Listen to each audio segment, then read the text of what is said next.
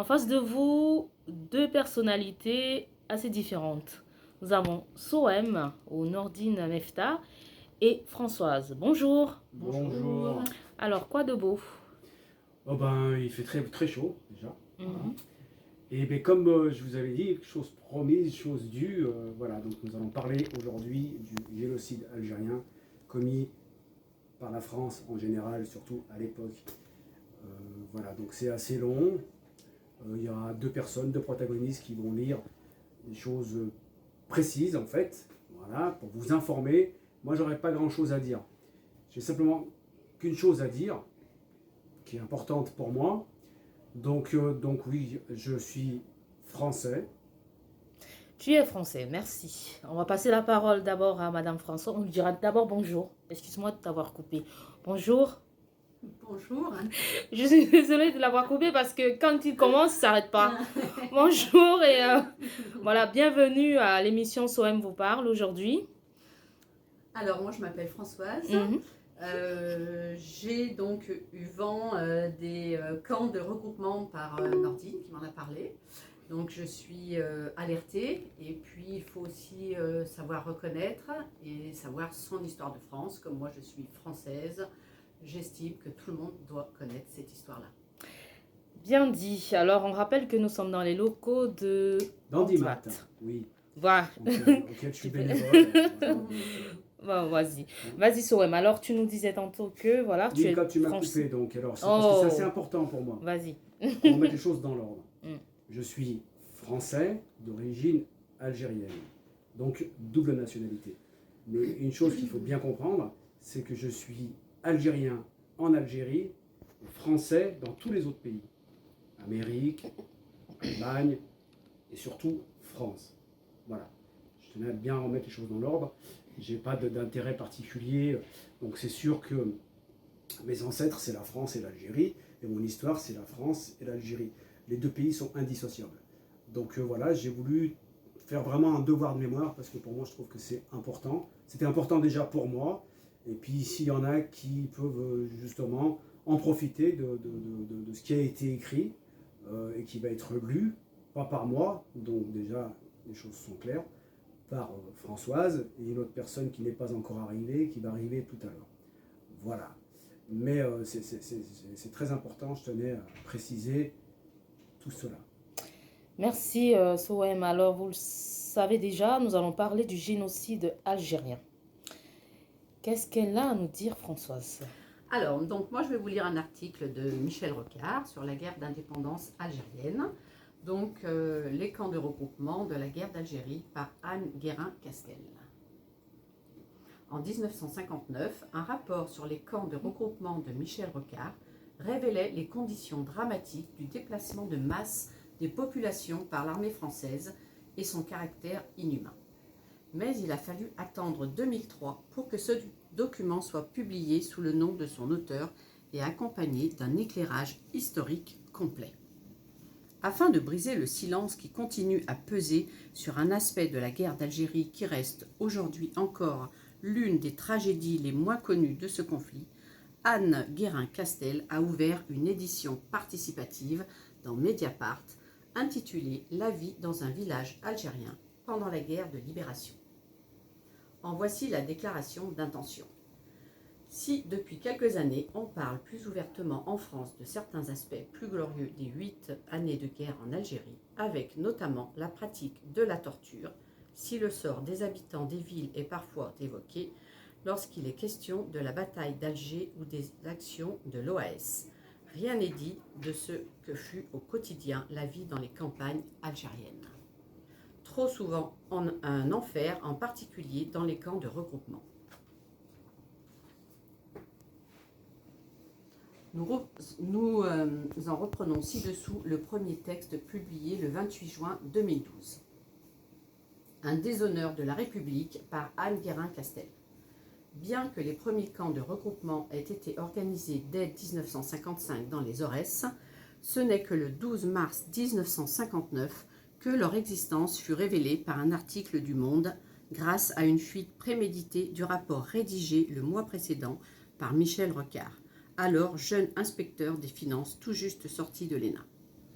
Ce rapport concluait une enquête de plusieurs semaines menée en marge de ses obligations et sans ordre officiel de mission, pour laquelle il avait bénéficié de l'assistance de Jacques Bunicourt, qui était à l'époque sous-lieutenant de SAS. Dès son arrivée au port d'Alger en septembre 1958, Michel Rocard avait été alerté par son camarade sur ces déplacements de population effectués par l'armée, sans aucune espèce de précaution, si bien que les personnes déplacées perdaient leurs moyens d'existence. L'article du Monde fut suivi d'autres articles, notamment d'un entretien avec M. Rodin, secrétaire général du Secours catholique, paru le 11 avril dans La Croix, et d'une publication partielle du rapport dans France Observateur et Le Monde, les 16 et 17 avril, d'un débat à l'Assemblée nationale le 9 juin 1959 et d'une mise en cause de la France à l'ONU le 14 juillet. Mais cela pouvait-il arrêter les partisans de la guerre révolutionnaire?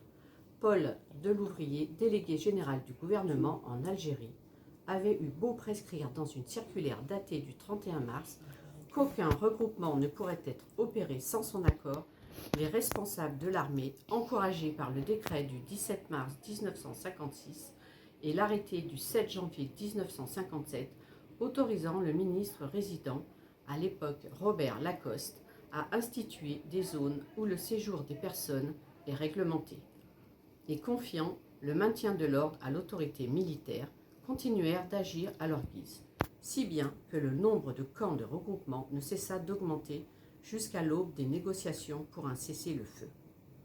Combien de personnes furent-elles ainsi déportées et enfermées dans leur propre pays? Les estimations varient selon ce qui est retenu de la typologie des divers centres existants en Algérie, tout n'étant pas des camps de regroupement stricto sensu. Dans son rapport, Michel Rocard entre dans le détail des différentes appellations alors en vigueur et tente de distinguer la réalité qu'elles désignent. Dans une gradation qui fonction de la brutalité du traitement subi par la population, va des villages regroupés, c'est-à-dire des villages nouveaux construits selon les normes de l'amélioration de l'habitat rural et occupés par des fellahs qui vivaient auparavant dans des metchas isolés, jusqu'au camp de regroupement proprement dit, en passant par les recasements et les resserrements. Il évalue le nombre de personnes concernées à 1 million. Selon Charles Robert Ageron, il y avait 936 centres au 1er janvier 1959, pour Michel Cornaron, dont la thèse postérieure à l'indépendance porte précisément sur cette question. 1 750 000 personnes ont été enfermées dans des camps de regroupement, ce qui, en estimant qu'à chaque regroupé correspond un resserré et un recasier, fait un total de 3 250 000 personnes.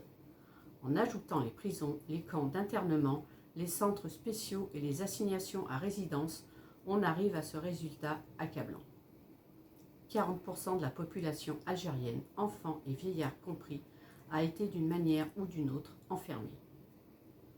À l'origine, le constat que certaines zones rurales étaient des zones d'insécurité pour l'armée entraîna en divers lieux d'expulsion d'une population abandonnée sans logement ni ressources dans un territoire qui lui était étranger.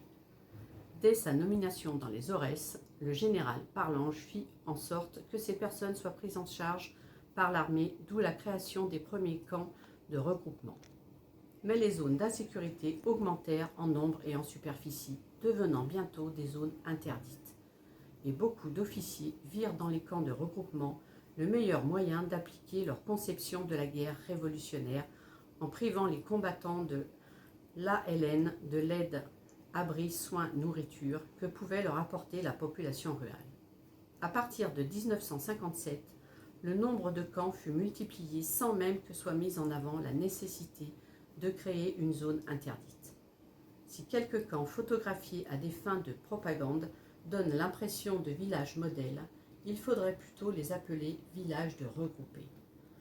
De nombreux camps de regroupement furent entourés de barbelés, équipés de miradors ou installés près d'un camp militaire qui en possédait, tandis que leurs habitants, souvent privés par cette action de leurs troupeaux de chèvres ou de leurs volailles, durent construire eux-mêmes leur maison avec des matériaux de récupération. Les sorties autorisées et dûment surveillées dépendaient beaucoup des responsables du camp. L'impossibilité de maintenir une hygiène minimale et la malnutrition causèrent des ravages. Il y avait chaque jour des morts, notamment parmi les enfants. Le rapport de Michel Rocard insiste particulièrement sur ce point. La situation sanitaire est généralement déplorable. Aucune statistique de moralité n'est évidemment disponible. Toutefois, certaines constatations ont été faites. Dans un village où 900 enfants ont été recensés, il en meurt près d'un par jour. Vallée de la Soumam. Un village de Loire-Seny rassemble 1100 personnes, dont près de 600 enfants. Il en est mort un de 2 ans au passage précis de l'enquêteur, l'officier SAS Arga, que c'était le 3e en 4 jours. Quand il en vint à l'examen de la diminution des ressources du fait de regroupement, la situation sanitaire en était la conséquence directe. Michel Rocard est attentif à l'humiliation qui constitue pour un chef de famille le fait d'être mis dans l'incapacité de nourrir les siens, atteints dans leurs revenus. Les faits-là le sont aussi dans leur dignité. Ils sont placés vis-à-vis du commandant et du chef de SAS dans un état de dépendance totale. L'assistance alimentaire, de toute manière largement insuffisante, à laquelle ces personnes étaient réduites, n'avait rien d'officiel. Elle dépendait de la bonne volonté d'un fonctionnaire ou d'un officier et pouvait cesser du jour au lendemain, tout comme l'assistance vestimentaire, sociale ou médicale. À cette misère générée par les camps de regroupement, il faut ajouter celle des ruraux qui, fuyant la guerre, étaient venus se réfugier en ville et logeaient pour la plupart dans des bidonvilles que les tardives constructions de cités plus ou moins radieuses ne suffisaient pas à résorber. Enfermement ou presque la moitié de ses habitants, destruction d'une organisation familiale et d'un tissu social, néantisation, économie fondée sur la connaissance du milieu.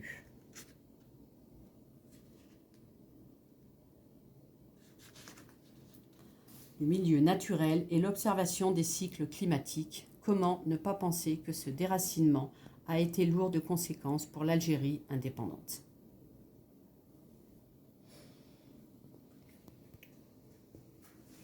Merci beaucoup, Françoise. Merci. Merci Françoise. Merci, Alors, Françoise. comme vous pouvez voir, c'était assez exhaustif, mais c'est pas moi qui l'ai écrit déjà. Hein. Donc du coup, c'est quand même des écrits de Michel Rocard, qui était Premier ministre en France. Mais voilà, donc je remercie beaucoup Françoise, sachant qu'on a encore d'autres éléments qui sont... Encore une révélation sur les camps de la guerre d'Algérie à lire. Donc oui, alors je te laisse le lire. Ah, je vais le lire parce qu'il faut le savoir. Il faut tout savoir, donc du coup c'est exhaustif, mais écoutez bien, et puis... Ça, c'est le rapport de Michel Rocard. Bien, ok. Avec la publication de ce rapport s'ouvre le dossier brûlant des camps de regroupement de la guerre d'Algérie. Au moment où ce texte paraît dans les journaux en 1959, en raison d'une fuite, il produit un grand choc, car c'est la première fois qu'une enquête sur les regroupés voit le jour, et c'est de surcroît le fait d'un membre du Parti socialiste, SFIO, de la minorité certes, qui s'appelle Michel Rocard. Ce jeune énarque militant aux jeunesses socialistes ne prend pas de gants lorsqu'il s'agit de rendre compte d'une politique inhumaine à l'encontre de civils complètement ignorés par l'opinion publique, par les autorités politiques. Fait d'une politique arbitraire de la seule armée, le regroupement affecte les paysans les plus démunis, et parmi eux des femmes et des enfants sous-alimentés, dont le nombre s'élève à plus d'1 million de personnes, puisque les parquets sont par définition privés de tout moyen de production. La situation alimentaire est donc préoccupante dans la quasi-totalité des centres de regroupement. Les moyens d'existence doivent être à tout prix fournis à ces populations pour éviter que l'expérience ne se termine en catastrophe.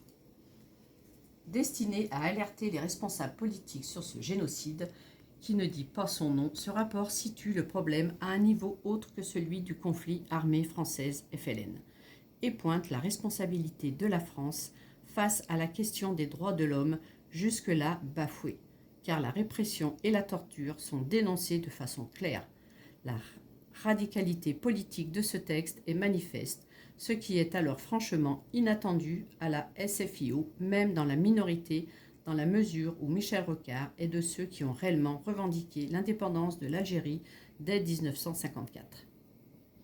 C'est en ce sens que l'on peut dire que ce rapport est révolutionnaire, car non seulement il décrit la situation désastreuse d'une population civile déracinée, humiliée, le nombre de ces déshérités s'est élevé jusqu'à 2 millions vers la fin de la guerre, mais attire l'attention des pouvoirs publics et de la communauté internationale sur la menace quotidienne qui pèse surtout sur les enfants victimes de malnutrition, de manque d'hygiène et de soins. Il en mourrait plus de 500 par jour. Modèle de courage politique et d'intégrité, le livre de Michel Rocard est un apport essentiel à la connaissance de la guerre d'Algérie, telle qu'elle a été vécue par les populations les plus démunies, mais aussi à l'histoire d'une formation politique comme le PS. Rocard nous montre comment ce petit nombre, appelé la minorité au sein même de la SFIO, s'oppose à la politique de son premier secrétaire, devenu en 1956 président du Conseil des ministres et qui va, paradoxalement, faire la pire des politiques en embrassant la cause des ultras. On peut dès lors comprendre comment une probité intellectuelle et un courage politique sans nuance, qui ont de tout temps caractérisé la pensée et l'action de Rocard, peuvent effacer les meurtrissures des victimes de cette guerre et aider à renouer avec les politiques intègres d'une certaine gauche. La lecture de ce rapport y a largement contribué. Donc ce que je tenais à vous dire, donc, ce qu'a lu Françoise a son importance, hein, bien sûr, fondamentale. Alors, il est vrai qu'on parle là de 1954, et donc c'est ce qu'appelle la France la guerre d'Algérie et ce qu'appellent les Algériens la révolution algérienne. Alors on parle souvent de ça constamment dans les médias. Alors, ça a son importance, puisqu'il y a eu quand même des génocides importants et des comportements je veux dire, de massacres, etc. Alors quand il est dit camp de regroupement, pardon. Non, il n'y a rien. Il y a... Bien.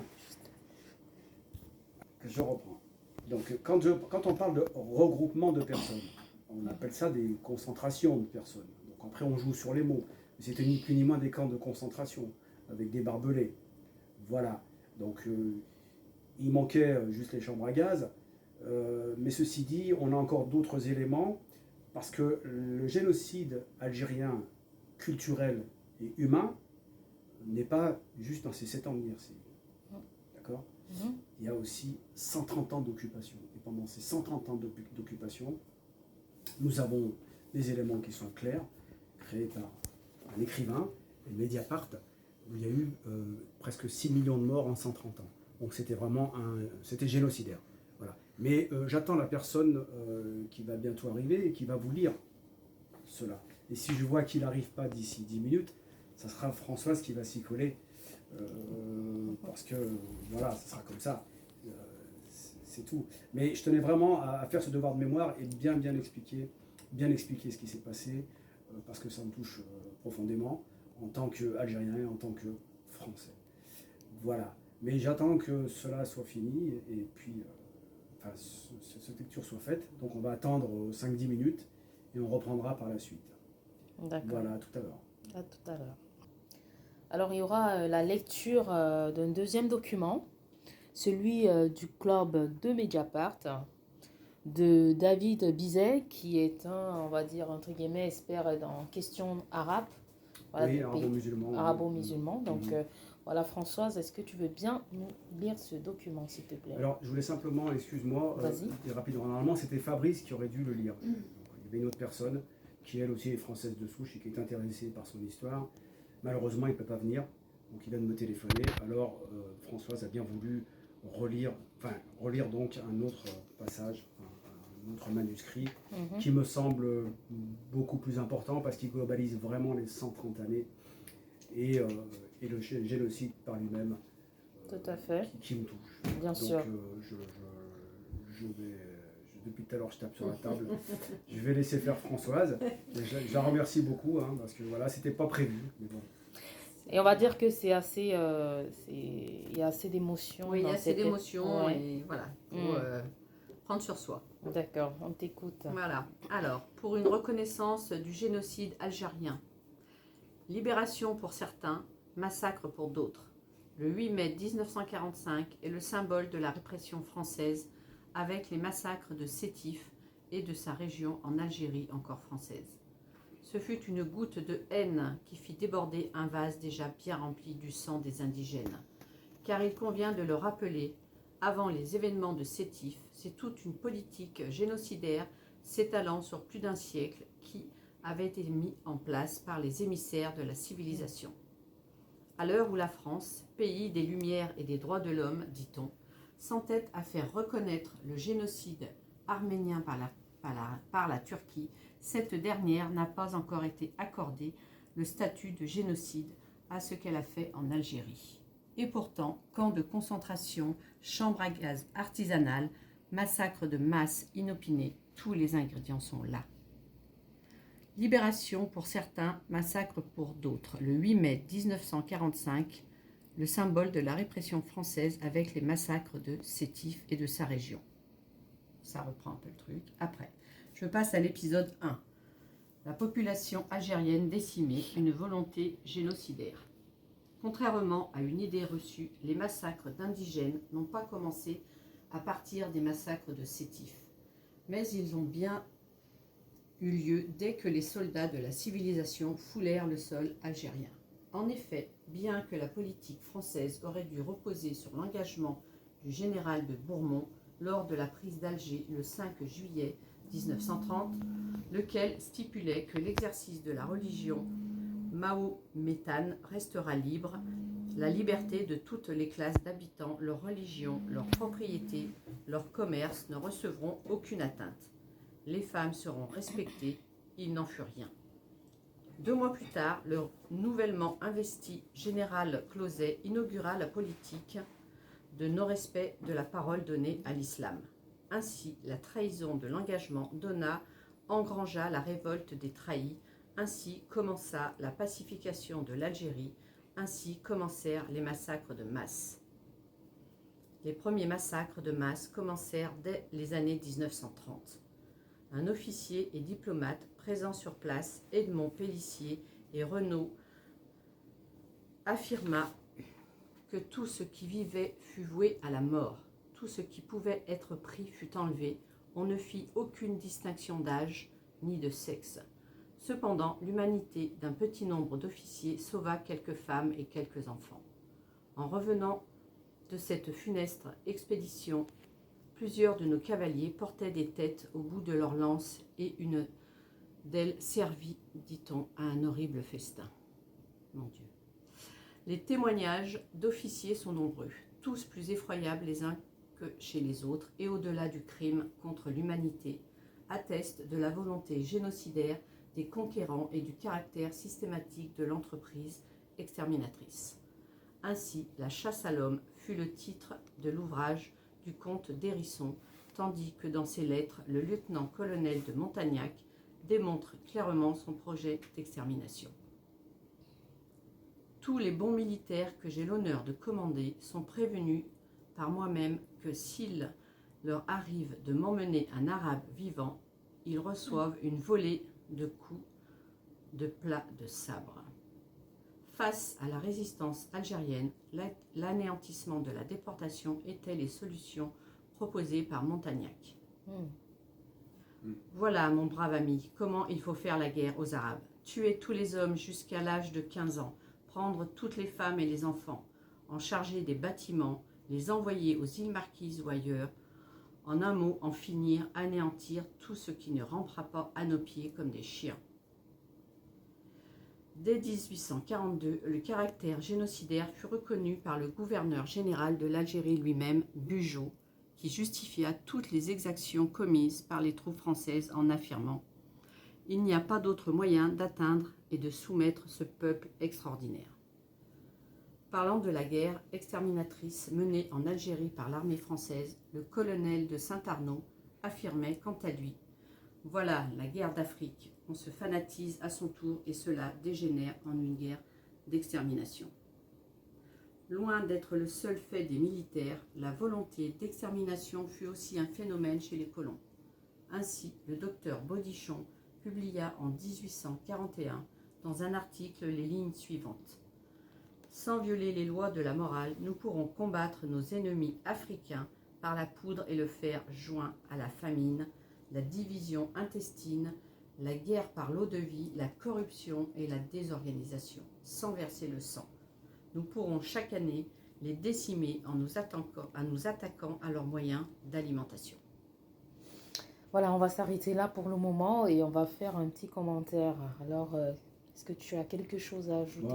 Moi, j'ai pas grand-chose à dire, vu que c'est là, ça a été lu. Hein. Donc, il faut bien comprendre que c'était un pays colonisé, l'Algérie, et qu'à un moment donné, en tant que Français, il va falloir qu'on assume l'histoire. Parce que là, c'est très grave ce qui s'est passé. C'est pas qu'une histoire de 7 ans, c'est une histoire de 130 ans. Et à un moment donné, il va bien falloir crever l'abcès et dire la vérité pour qu'on puisse revivre ensemble et cicatriser tout ça. Et c'est tout ce que je peux dire, mais moi je l'avais déjà lu. Hein, donc voilà, donc ce qui est important, c'est que c'est pas moi qui ai écrit tout ça, j'ai simplement fait des recherches. Et je me répète, comme je l'avais dit en préambule au départ, il y a un devoir de mémoire à faire, je l'ai fait. Voilà, et j'espère que ça va aider d'autres gens à savoir un peu ce qui s'est passé, mais surtout de bien comprendre pour moi que c'est l'histoire de France. D'accord? Et c'est important pour la France de reconnaître ce qui s'est passé, peu importe ce qui s'est passé, et en assumer les responsabilités. Voilà, c'est comme ça que moi je vois les choses. Et c'est tout. Je suis un peu ému, donc je vais laisser reprendre Françoise. Je ne sais pas ce qu'elle a à dire de particulier, mais bon. C'est tellement terrifiant que... Bref. C'est invraisemblable, quoi. Oui, ouais. Bon, on va continuer. Mhm. Le génocide des Algériens fut même légitimé par des penseurs dits républicains. Ainsi, un certain Victor Hugo commenta en 1841 les exactions en Algérie par ce qui suit, sous forme de réponse à un Bugeaud qui semblait en manque d'enthousiasme colonial. Je crois que notre nouvelle conquête est une chose heureuse et grande. C'est la civilisation qui marche sur la barbarie. C'est un peuple éclairé qui va trouver un peuple dans la nuit. Nous sommes les Grecs du monde, c'est à nous d'illuminer le monde. Notre mission s'accomplit. Je ne chante qu'Hosanna. Vous pensez autrement que moi, c'est tout simple. Vous parlez en soldat, en homme d'action, moi je parle en philosophe et en penseur. Tel un BHL prêchant le chaos dans le monde arabe, Alexis de Tocqueville s'exprima lui aussi sur les sujets, en ces termes sur le sujet toujours en 1841. J'ai souvent entendu en France des hommes que je respecte, mais je n'approuve pas. Trouver mauvais qu'on brûlât les moissons, qu'on vidât les silos, et enfin qu'on s'emparât des hommes sans armes, des femmes et des enfants. Ce sont là, suivant moi, des nécessités fâcheuses, mais auxquelles tout peuple qui voudra faire la guerre aux Arabes sera obligé de se soumettre. Je crois que le droit de la guerre nous autorise à ravager le pays et que nous devons le faire soit en détruisant les moissons à l'époque de la récolte, soit dans tous les temps en faisant ces incursions rapides qu'on nomme razzia et qui ont pour objet de s'emparer des hommes et des troupeaux. Pour l'auteur, cette légitimité est due au fait que les indigènes n'étaient pas pour lui des hommes à part entière. Aussi, tous ces des principes acteurs et témoins de la conquête de l'Algérie illustrent les projets génocidaires des autorités coloniales françaises ainsi que de sa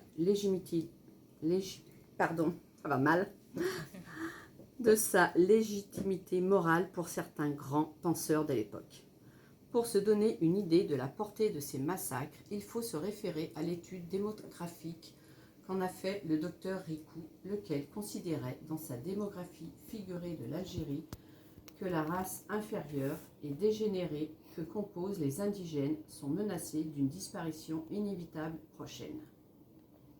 À notre arrivée en 1830, la population indigène était évaluée à 3 millions d'habitants.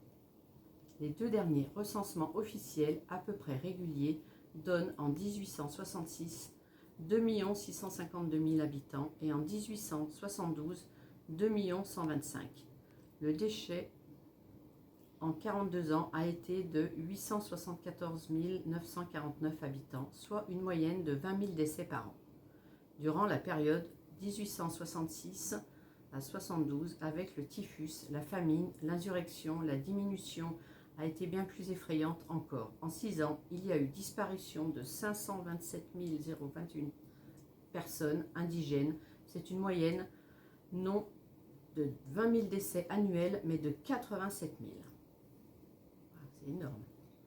Si l'on en croit les chiffres, la France aurait donc enlevé la vie en toute impunité à presque 1 million d'Algériens en à peine plus de 40 ans d'occupation.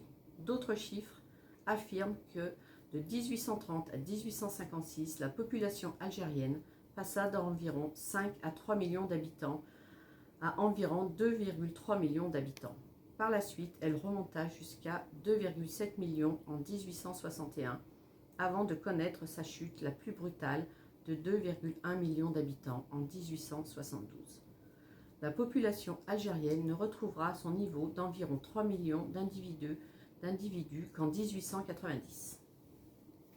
En se basant sur ces chiffres, nous pouvons établir que l'Algérie a perdu entre 30 et 58% de sa population au cours des 42 premières années de 1830 à 1872 de la colonisation française. Un tel désastre humain volontairement provoqué et mis en avant par une autorité politique responsable ne peut être qualifié au regard de l'histoire que par le terme de génocide.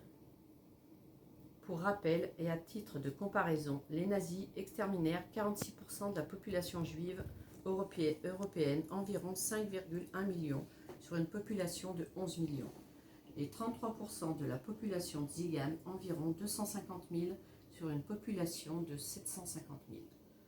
Donc, quand François Hollande affirme que la France reconnaît tous les génocides, François Hollande ment. La période de conquête génocidaire céda sa place à une période d'oppression généralisée du peuple algérien qui prit la forme d'une politique de destruction de l'identité culturelle et civilisationnelle. Ainsi, les autorités françaises s'attaquaient prioritairement à l'islam en Algérie et à la langue arabe qui fut déclarée langue étrangère dans son propre pays. Les réseaux d'enseignement qui composèrent les mosquées furent largement détruits. Encore Encore un tout petit peu. une petite pause. Non, parce que j'ai presque Ah, terminé. d'accord, vas-y. Alors, le 8 mai 1945 et les milliers de victimes qui l'accompagnent ne marquent finalement que la reprise de cette boucherie, avec une nouvelle ampleur, massacres, viols collectifs, tortures systématiques ou internement de populations civiles dans des camps de regroupement, etc.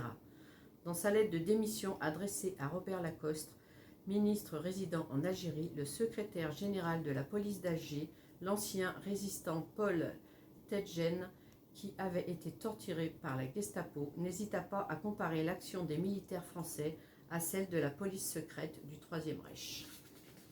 Au total, 132 ans de colonisation française en Algérie de 1830 à 1962 auraient fait, selon l'historien Mostafa Lacherafa, environ 6 millions de morts algériens.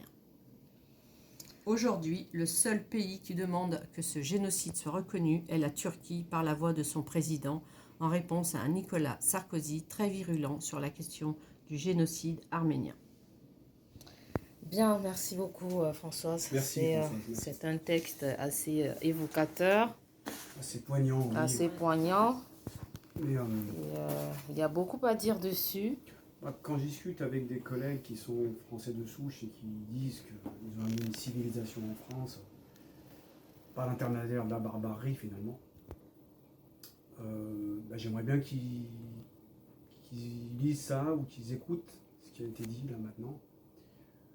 Voilà, donc moi je suis touché par tout ça, bien sûr, partagé, parce que bon, m'ont expliqué ça, bon, en tant qu'Algérien, c'est sûr que c'est mes ancêtres, hein, forcément, mais en tant que Français, je suis un petit peu dépité par le comportement qu'ils ont eu, et qu'aujourd'hui, ils ne veulent pas le reconnaître, et qu'ils disent qu'ils ont amené, je me répète, une civilisation en essayant d'exterminer ce qu'ils appelaient des indigènes. Voilà, donc c'est vrai que je suis partagé. Ceci dit, je fais mon mea culpa et en tant que, je vais le dire clairement, en tant que Français, je m'excuse de ce qui s'est passé en Algérie pendant ces 130 ans. Et en tant qu'Algérien, bah, je les accepte. Voilà. J'espère que ça fera avancer les choses parce qu'il faut le dire et avancer. Voilà, tout simplement. Alors, en tant qu'Algérien, tu présentes tes excuses et en tant que Français, tu acceptes ces excuses. Non, le contraire. En tant qu'Algérien, tu J'accepte acceptes excuses. les excuses des Français. D'accord. Oui, parce que de toute façon, quoi qu'il en soit, c'est fait. On ne peut pas revenir en arrière. À un moment donné, c'est la réalité. De toute façon, quoi qu'il en soit, il y a un pays colonisateur et un pays colonisé. Ça a duré 130 ans. C'est pas pour faire reset avec eux. Non, bien sûr. C'est clair. Donc c'est un pays qui était riche pour la France. Donc voilà, ça peut se concevoir. Mais de là à exterminer des personnes comme ça, je ne suis pas vraiment surpris de ce qui s'est passé après par rapport à la religion judaïque et Hitler. Mais je lance la pierre à personne. Mais il y a eu un génocide de 6 millions de personnes pendant 130 ans et c'est ça que je retiens, c'est tout. C'est pas juste une révolution algérienne ou une guerre civile de 7 ans par rapport à des pieds noirs et par rapport à De Gaulle. Ça va au-delà de ça. Et bien sûr, nous ne sommes pas responsables ou coupables de ce qui s'est passé. Mais il faut le dire, c'est tout, l'accepter. Et c'est pour ça que je m'en excuse, moi, en tant que Français, tout simplement. Parce que je me considère Français. Et là où, bien sûr, c'est un peu une espèce de bipolarité, puisque je suis aussi algérien d'origine. Mais je les accepte, les excuses. Voilà. Parce que j'ai pas le choix, il faut qu'on avance ensemble. Voilà. C'est simplement pour le vivre ensemble hein, que je vous dis tout ça, que j'essaye d'étayer tout ça. C'est pas moi qui l'ai écrit, hein, c'est des personnes sérieuses, c'est Mediapart.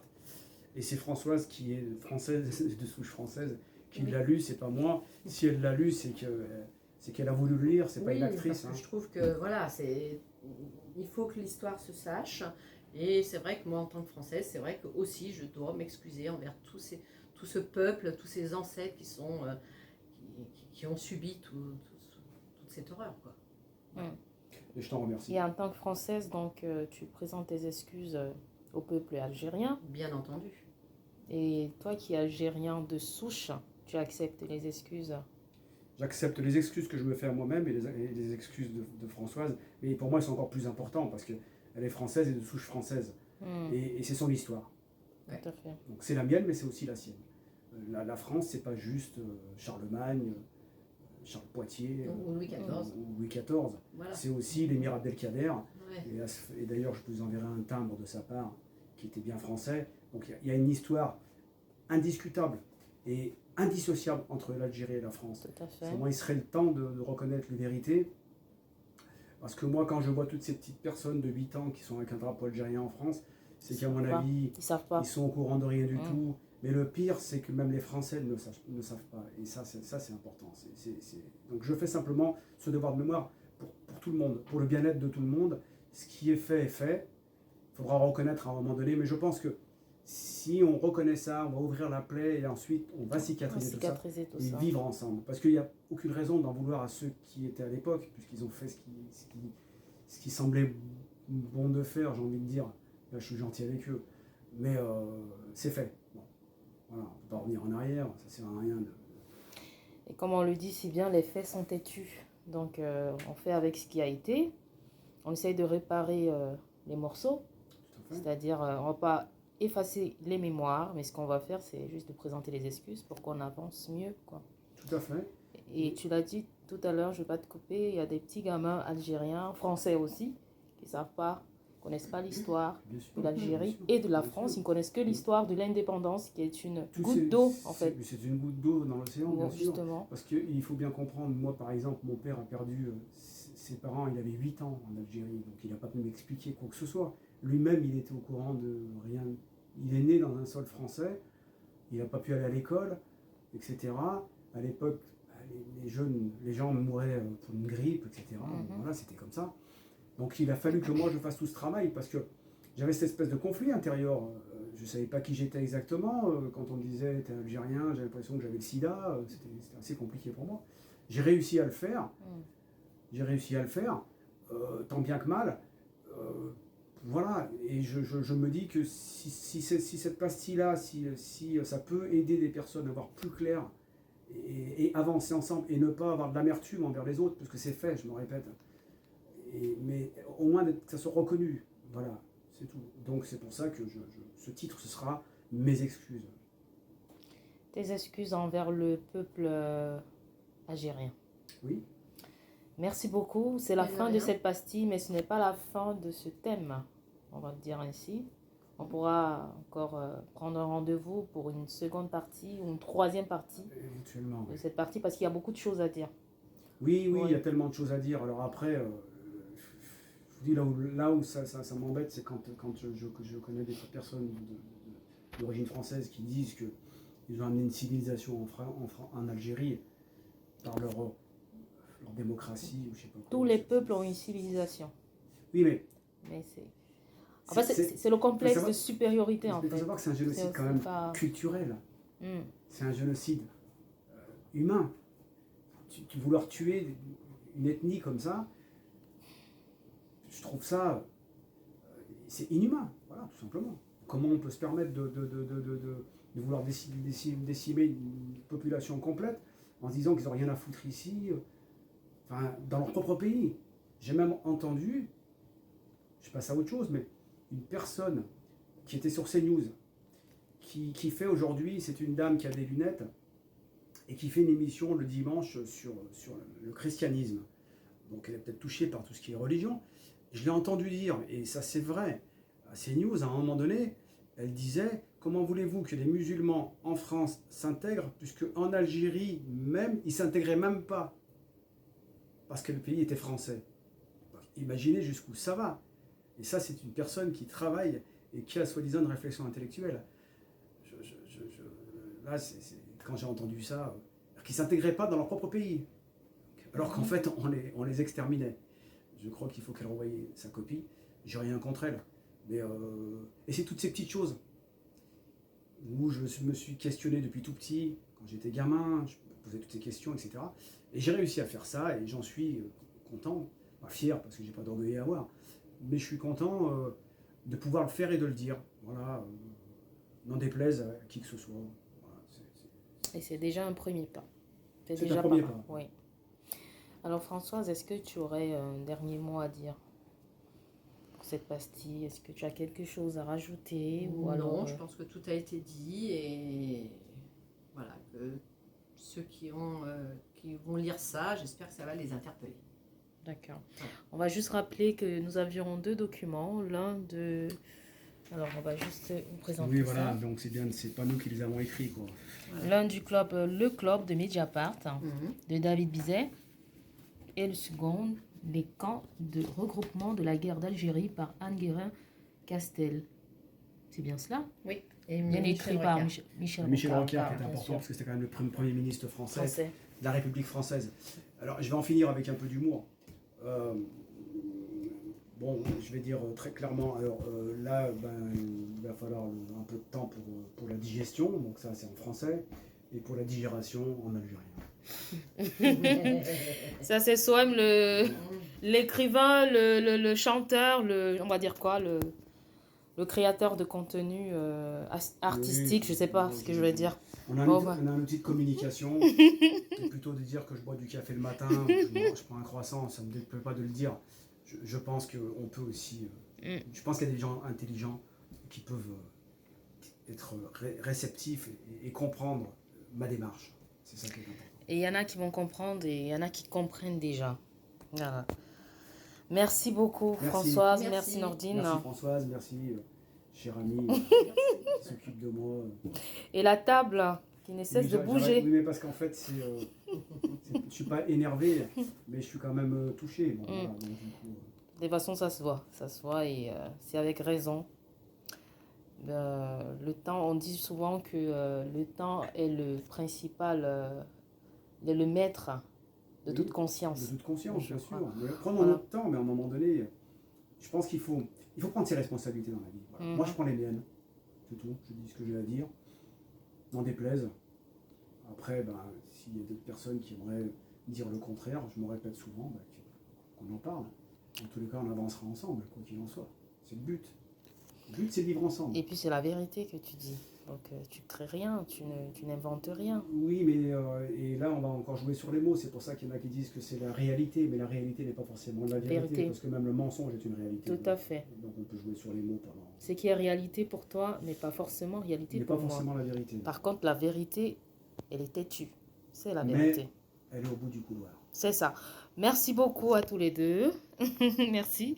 On va dire également merci à celui qui n'a pas pu participer, mais qui aurait voulu. Fabrice, lui, il voulait vraiment être Vraiment, là, et mais parce bon. que ça l'a vraiment touché. Ouais. Et c'est pareil, il voulait vraiment lire. Bon, je dis pas qu'il en pleure, mais ça lui met les larmes aux yeux, parce que et lui, il n'a vraiment rien à voir avec l'Algérie. Mais il a appris quelque chose de l'histoire de France, c'est tout. Voilà. Disons que ce n'est que partie remise. Oui, C'est pas grave, oui, tout à pas fait. de souci. Merci beaucoup, chers internautes, chers followers. Suivez-nous, commentez, likez, partagez et envoyez des suggestions et des critiques, comme on le dit souvent. Et cela nous permettra d'être meilleurs encore et encore. Voilà. Et proposez-nous des thèmes, surtout des thèmes, parce Oui, que des thèmes. voilà. Et puis on aura forcément une deuxième partie ou une troisième partie de cette thématique.